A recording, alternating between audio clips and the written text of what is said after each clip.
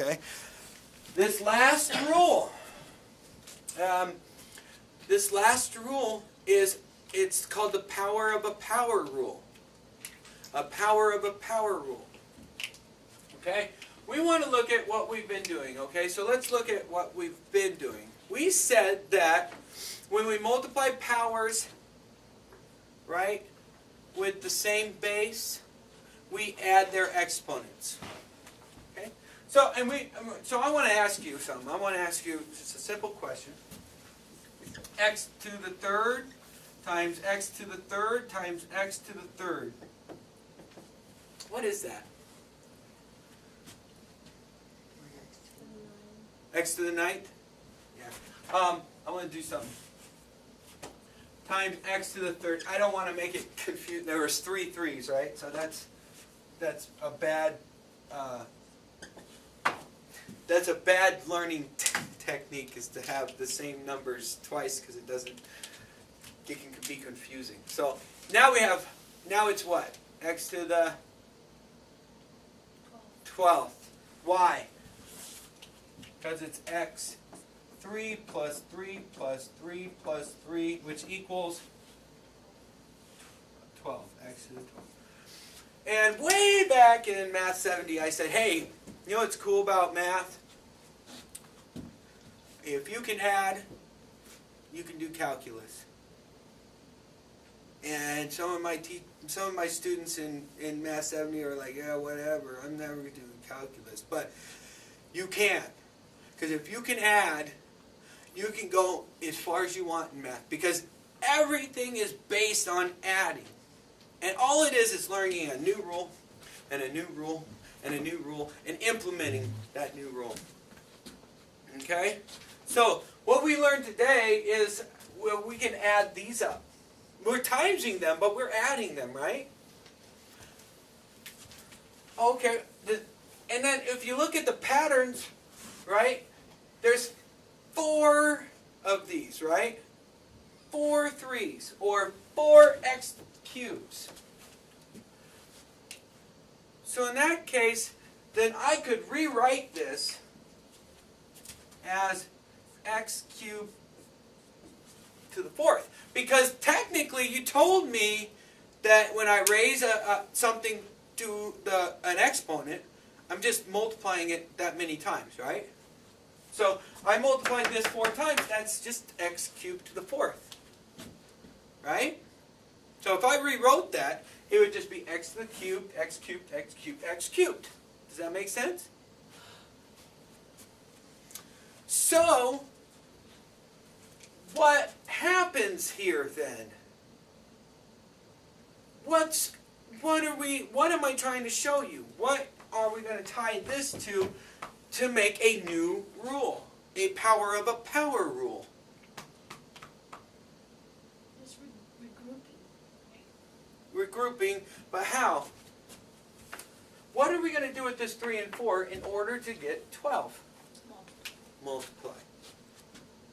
What we're saying is, there's 4 of these 3's, and that's 3 plus 3 plus 3 plus 3, or we can think of it as 4 3's, which is 12. 4 times 3, which is 12. So it's a new rule. See? New rule. X equals 3 times 4, which equals 12. Now before, I used to just teach it as, okay, here's your exponential rules, and I'd write them on the board, and I wouldn't go into explaining it as much. I'd just be like, okay, just memorize this. No, I really do want you to know this. Because the better you understand where it came from, hopefully the better you'll be able to do it. So, when you take x to the a and you raise it to the b, then it equals x to the a times b. Okay? And that's my power of a power rule. Alright? So, power of a power means I have this power, right? This exponent, this base, make up a power. And technically, wasn't this a power, right? Oh, but it's also a base. Right here, it becomes my base, right? And my new power is the whole thing. So I have an exponent of a power. Does that make sense?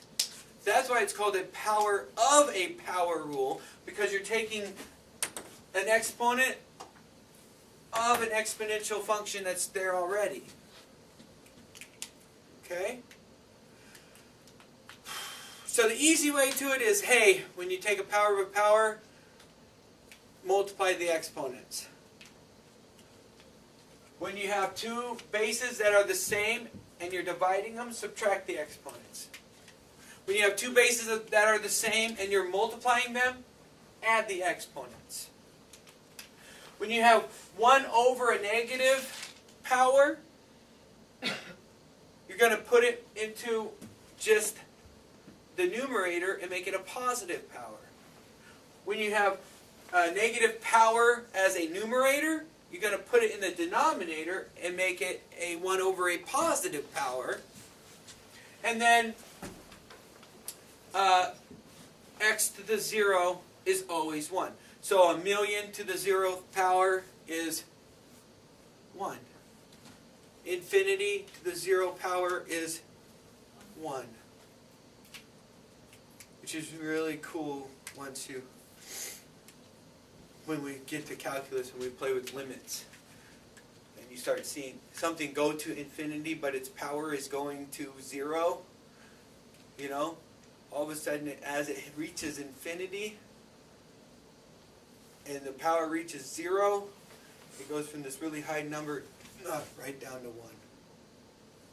Because it's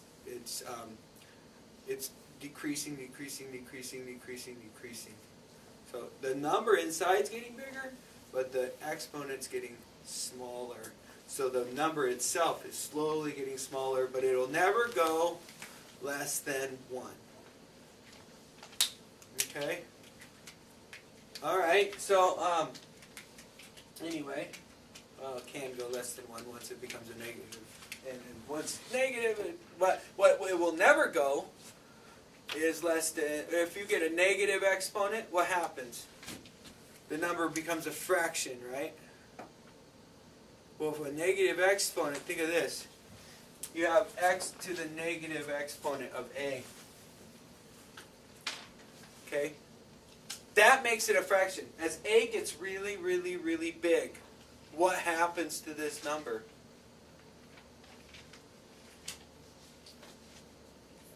Gets really, really, really small. But will it ever reach 0? And the answer would be no, it can't. Because even if this is infinity, negative infinity, so it's just the biggest number it could possibly be, and that's the smallest piece it would ever be, that smallest piece would never hit 0. It'd still be a small piece, in other words, right? Even though we broke the piece up, made it tiny, tiny like a pie. We discussed this in calculus. At first it's a quarter. Now it's an eighth. And so on and so on and so on. And we make the pieces smaller, smaller. But even if it's a piece, right? And if it's a piece of something, even though this is the biggest number, it's still a fraction. If it's still a fraction, it's still what? A piece. So it's never nothing. And it'll never go to 0. It's always got something. And that's when we're talking about limits. And this is what all of this stuff is leading us to. Is being able to understand math. And right there, if you understood that, what I just said, you probably understand a little bit more than my calculus students right now, because they're still trying to grasp that concept of not reaching 0. But that's what I'm telling you is, you think if you think you can't do calculus, you're wrong, because you can. There's nothing hard about calculus. It's just learning all the steps of getting there. Okay, and I think obviously you're going to do this test and you'll probably do pretty well with it, but you're going to run into bumps on the way. So just remember, if you didn't succeed the first time,